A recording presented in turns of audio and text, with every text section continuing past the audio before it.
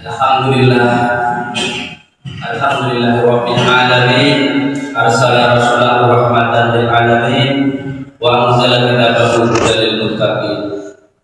Asyhadu an la ilaha illallah wa asyhadu anna Muhammadan abduhu wa rasuluh. Amma ba'd.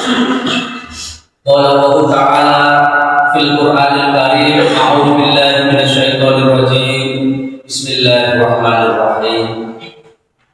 Wallahu akhrajakum min butuni ummahatikum la ta'lamuna syai'a wa ja'ala lakumul sam'a wal absara wal afida la'allakum tashkurun.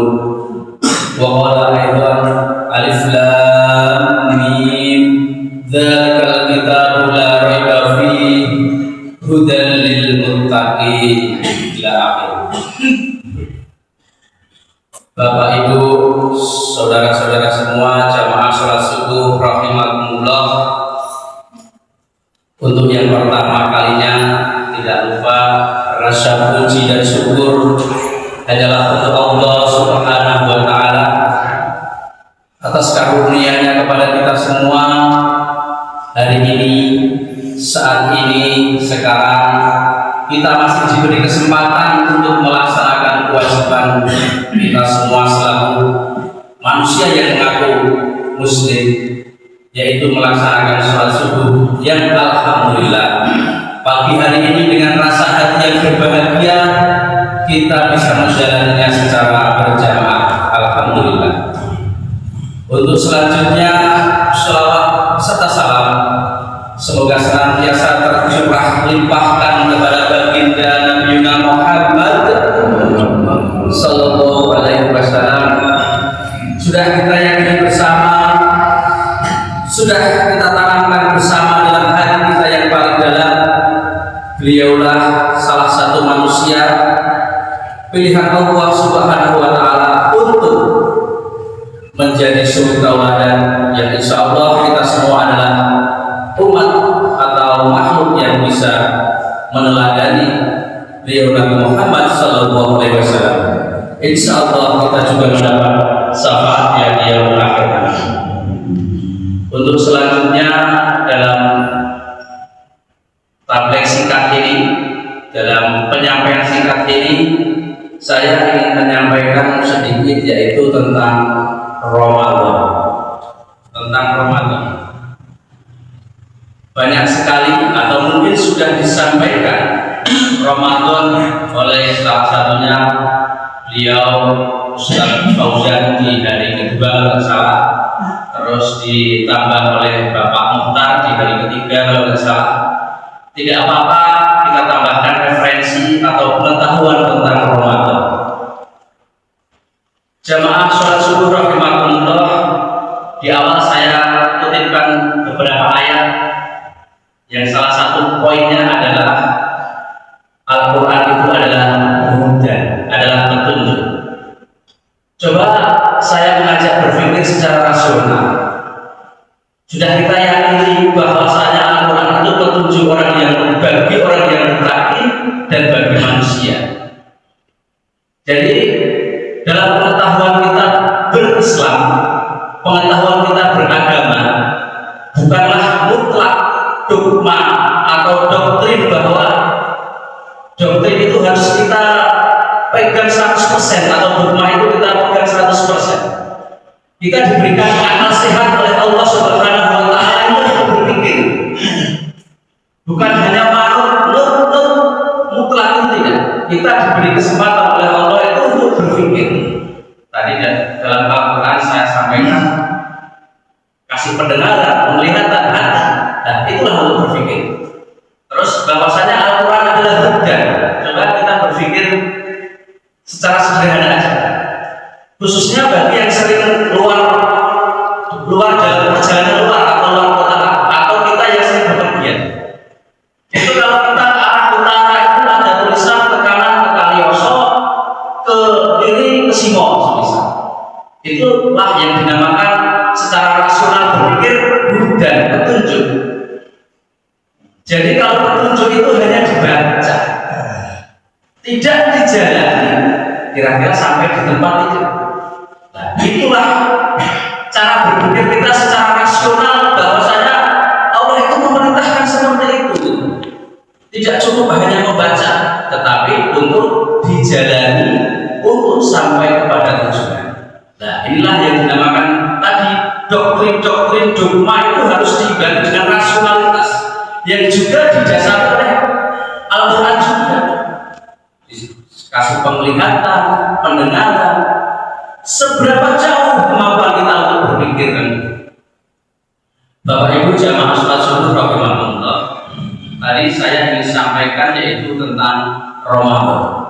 Bukan berarti yang disampaikan yang dahulu itu salah, bukan berarti. Tapi saya ingin menyampaikan persepsi atau pandangan tentang Ramadan secara etimologi, secara bahasa. Jamaah sholat subuh rahimahullah, Ramadan berasal dari kata berawal roh. Roh artinya rahmat Allah. Rahmat Allah. Benar sekali setiap tahun Allah mencurahkan rahmat. Pada prinsipnya itu tidak hanya tiap tahun, tapi setiap hari dalam kehidupan kita itu rahmat Allah itu luar biasa. Cuma karena kita sering terlalu memandang jauh, itu kadang lupa. Nikmat Allah yang paling benar-benar kita anggap sepele mungkin, atau kita lupakan adalah nikmat nafas.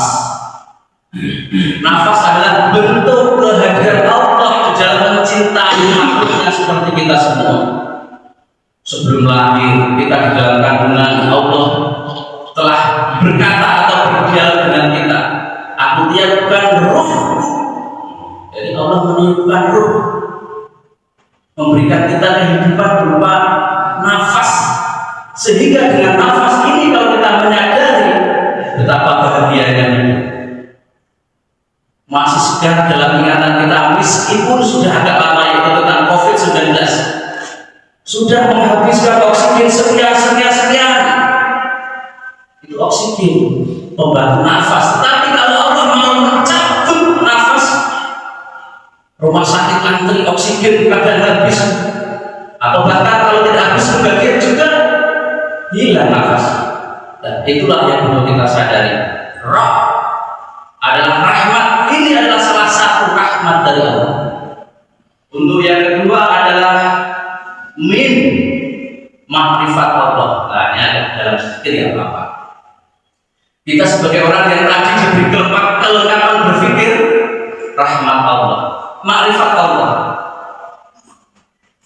Sering dikatakan, bahkan sering dibaca Asmaul Husna. Asmaul Husna itu jumlahnya banyak lah. Ini bisa dibilang semua orang tahu 99. Salah satu dari nama Allah itu adalah Ar-Rahman Ar-Rahim, kasih sayang.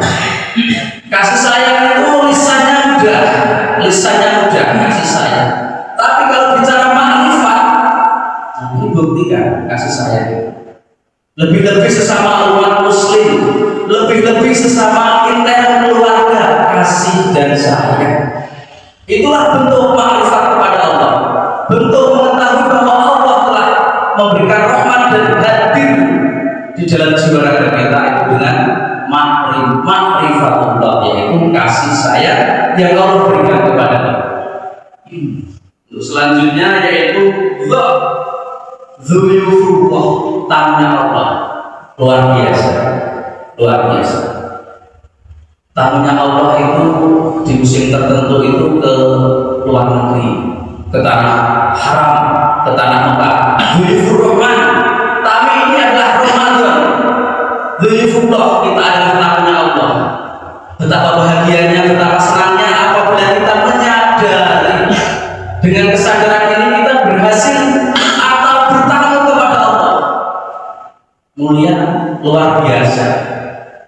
Kalau kita berpikir dengan rasional kita bisa menghadap Pak Camat atau Bupati bertemu untuk bertamu itu sudah bangganya luar biasa. Apalagi hari ini kita diberi kesempatan untuk menjadi tamunya Allah.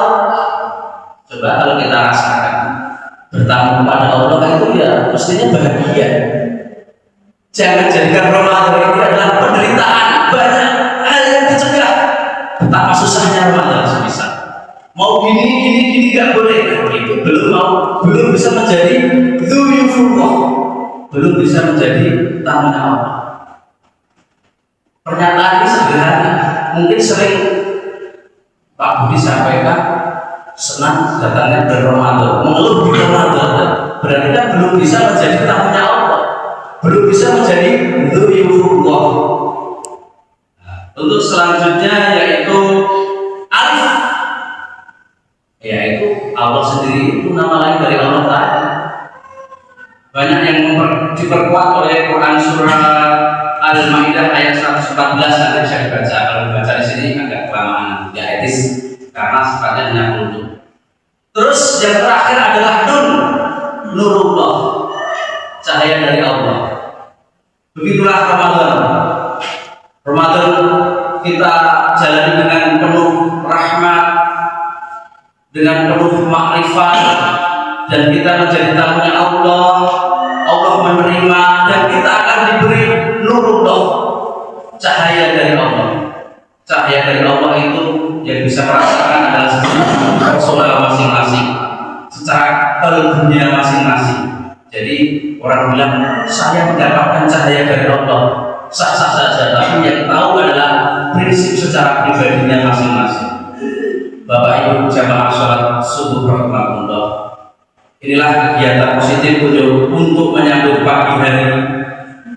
Fajar subuh pagi hari adalah perpindahan atau perubahan yang nyata. Jadi jangan alergi, jangan takut dengan perubahan, karena perubahan adalah hukum alam yang nyata. Fajar, subuh, pagi hari, siang hari, sore hari, malam hari, itu semua perubahan. Kita bisa berpikir seperti itu harusnya. Ini wawasan, anggap aja pengetahuan. Bahasa sekarang itu sains, ilmu. Ilmu itu juga perubahan. Jadi jangan anggap perubahan atau hal yang baru itu istilahnya apa? Merusak suasana. Jangan. Karena perubahan adalah keabadian. Contoh tadi, fajar, setelah fajar subuh, pagi, siang, sore, malam itu adalah perubahan. Itu adalah keabadian. Jadi kita harus membuka dalam otak kita, pikiran kita, perubahan itu adalah keabadian. Jadi jangan alergi dengan perubahan atau dengan pengetahuan baru. Mungkin sedikit untuk istilahnya bahasa saya itu untuk cas. Zaman sekarang kan zaman HP. Kita cas dulu. Hari ini saya ngecas diri saya pribadi yang dengan harapan bisa memberi manfaat kepada saudara-saudara semua yang hadir di sini dengan penuh rasa cinta kasih saya kepada Allah. Kita sampaikan sedikit yaitu tentang nasihat menasihati dalam kebaikan. Bapak Ibu jamaah sholat subuh rahmatullah, ada salah dari saya pribadi, kebenaran dari Allah Subhanahu wa taala. Cukup sekian dari saya. Wassalamualaikum warahmatullahi wabarakatuh.